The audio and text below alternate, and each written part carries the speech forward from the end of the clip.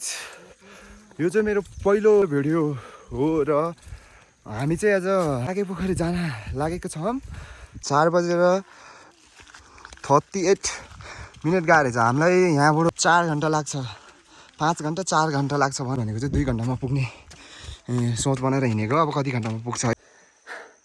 last थकित भएर हामीले चाहिँ पानी लिएर आएको थियौँ नि यहाँ पानीको धारा छैन मुनिबाट ल्याउनु पर्छ है गाइज यो चाहिँ हामीले मुनिबाट ल्याएको पानी हो यहाँ बसेर रेस्ट गर्दै अब पानी खान्छौँ एकछिन अनि त्यसपछि हामी निक्लिन्छौँ टाइम रेस्ट गरेपछि चाहिँ अब हामी निक्लेको छौँ यहाँबाट अब तर पसिना सुके छैन तर हामीले जतिसक्दो चाँडो पुग्नु छ नि त गाइज त्यो भएर चाहिँ हामी निक्लेको छौँ है फेरि सन्दीप भाइ फेरि मलाई नै छोडेर हिँडिरहेको छ यति चाँडो चाँडो भारी गरौँ भएको सन्दीप भाइको ब्यागै छिनेको छ प्लान लाउँछु नि म सन्दीप भाइको मास्टर प्लान हेरौँ है सबैजना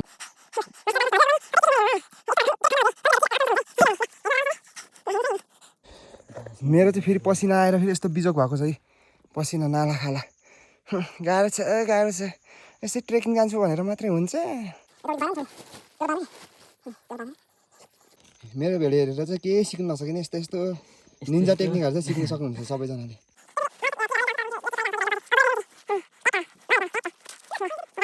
हामी अहिले दोबाटो भन्ने ठाउँमा आइपुग्यो भने नि हुन्छ टाइम चाहिँ कति भएछ भन्दाखेरि हामी आएको 38मा अहिले भनेको 17 भएछ भने चाहिँ हजुरहरूले सोच्नु न हामी कति चाँडो हिँडेछौँ भनेर देख्नु सक्नुहुन्छ है भ्यू वा होला पसलले राखेर चाहिँ तर हामी पसलमा छिर्दैनौँ अहिले किनकि हाम्रो ढिलो भइरहेछ त्यही भएर हामी जान्छौँ उता धर्मशाला हेर्न सक्नुहुन्छ धर्मशाला टु घ्याचोक भनेको वे टु घ्याचोक भनेको चाहिँ यो एरिया यताबाट जाने हो हुसो लागेर केही देखाएन अनि अर्को चाहिँ यता हामीलाई अब बाघखोर पुग्नलाई चाहिँ टाइम देखाएन छ तर हामी यहाँबाट माथि चाहिँ बाघखोर पुग्छौँ अजिरकोट गाउँपालिका हो तर फेरि यहाँको फेरि धाराको अवस्था हेर्दाखेरि चाहिँ यो बिजोक छ धारामा पानी आएन उता पाइप जोडेर रहेछ त्यहाँदेखि ठिकै छ तर पनि धारामै पानी आउनु पऱ्यो नि त यो धाराको व्यवस्थापन गर्नु भयो है यति भन्दा हामी अगाडि बढ्छौँ है भ्यू देखाउने भनेको हुसोले गर्दाखेरि केही देखाउनु पाएन तर पनि हेर्न सक्नुहुन्छ हजुरहरू कुनै गर्मी ठाउँमा छ भने चितवनतिर कतै छ भने त एकचोटि फिल गरिदिनु न यो ठाउँमा चाहिँ कति चिसो होला भनेर फिल गर्नु त ल हजुरहरूले यो भैँसी चाहिँ मुर्रा प्रचण्डले ल्याएको भैँसी यहाँ आइपुगेको रहेछ है गाइसहरू हेर्न आउनु सक्नुहुन्छ सबैले मुर्रा किनकि हामीलाई योले हान्न खोजेर चाहिँ हामीले तर्छ भने फेरि त्यस्तो नेगेटिभ नसम्झिनु होला बिहान खाना खाएपछि चाहिँ हामीले केही नखाएको हुनाले अब म चाहिँ हिँड्न सकेन होइन सन्दीप भाइको नै अवस्था त्यस्तै छ हेर्न सक्नुहुन्छ हामीले चाहिँ खाना खाएपछि केही खाएन नि फेरि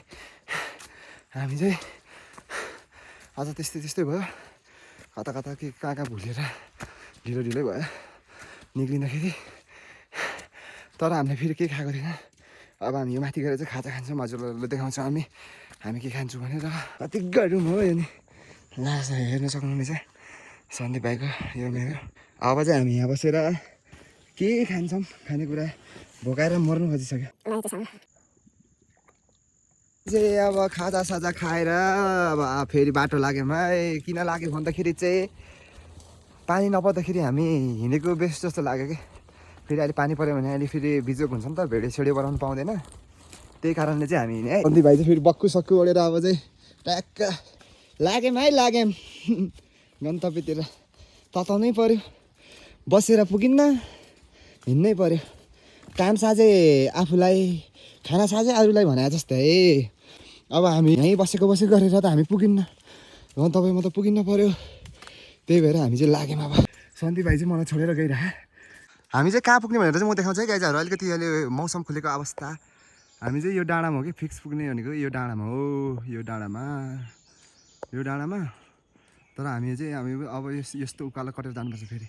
यो त फेरि जुम गरेर यस्तो सानो देखायो नि फेरि तर यसरी हेर्ने बेलामा त फेरि कति डाँडा छ होला हेर्नु त गाइजहरू अनि सक्छ त अनि सक्दैन नि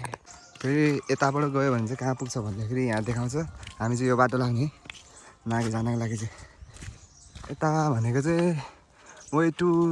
निम्चे पोखरी दुध पोखरी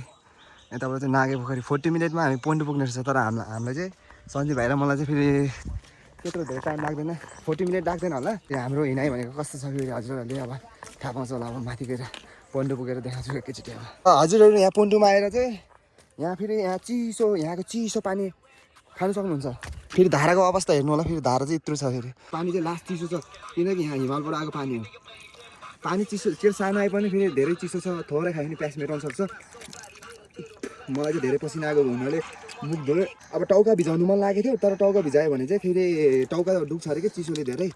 त्यही फेरि घरबाट त्यही भन्थ्यो त्यही भएर म टाउका भिजाउँदिनँ म चाहिँ अब पानी खान्छु यहाँ यहाँ चाहिँ अब म मुख सुख धोयो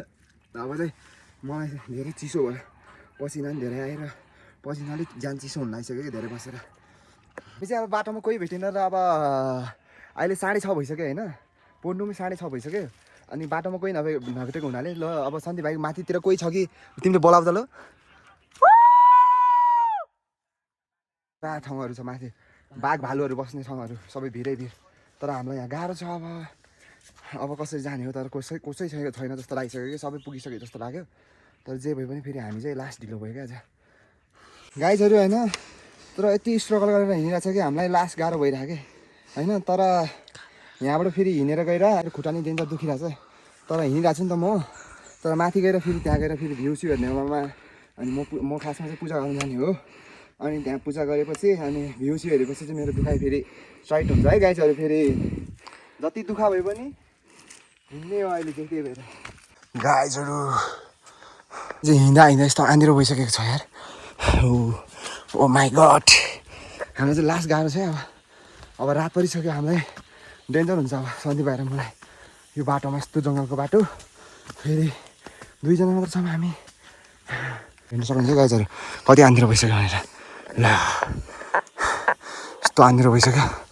तर हामी 2 जना मात्र हिँड्दैछौँ है छिटो हिँड्नु दाइ रात परिसक्यो कहाँ हिँड्नु सक्छ भाइ बिहानबाट हामी केही नखाइकन यत्तिकै हिँड्यो अरू मान्छेलाई 4 घन्टा जति लाग्यो 2 घन्टामा यहाँ आइपुगेछौँ अब हामी अब ना के खा भोकले नै मर लागिसक्यो भाइ ना पानी पाउँछ यहाँ फेरि गाइजहरू तपाईँहरू फेरि नागे आउँदै हुनुहुन्छ भने पन्डुबाट चाहिँ पन्डुमा सानो धारा सानो छ तर त्यहाँ एकछिन 10 मिनट जति रेस्ट गरेर भए पनि पानी चाहिँ बोकेर हिँड्नु है फेरि यता चाहिँ लास्ट पानीको समस्या हुने रहेछ हामीलाई लास्ट पानी खानु मन लाग्छ तर पानी छैन अब चाहिँ हामी चाहिँ खोया ओडार आइपुग्न लाग्यो सुशील दाई अगाडि हिँडिरहेको छ म पछाडि छु हिँड्दा सुशील दाई यस्तो अवस्था भइसकेको छ अब खोया ओडार आइपुग्यो हामी ठ्याक्कै दाई 4 खुट्टा टेकेर हिँड्नु भएको छ थकै लाग्यो हामी चाहिँ आउँदै रात परिसक्यो यस्तो भइसक्यो हामीले चाहिँ यहाँ अब हजुरहरूलाई अर्कै भ्यू देखाउन चाहेको थिएँ मैले मेरो मोबाइलको क्वालिटी अलिकति डाउन भएको कारणले गर्दाखेरि यो राम्रोसँग देखाउन सकिनँ तर रात परिसक्यो है फाइनली हामी चाहिँ नागे खोइ आइपुगेको छ र टाइम हामीलाई 3.5 घन्टा 4 घन्टै लाग्न लागेको छ 3.5 घन्टा 3 घन्टा लाग्न लागेको छ होइन तर हामी चाहिँ के कारणले ढिलो भयो भन्दाखेरि आज के कारणले ढिलो भयो भन्दाखेरि चाहिँ मेरो खुट्टाले लास्ट धोका दियो त्यसो भएर ढिलो भयो र अनि पानी सानी पाइन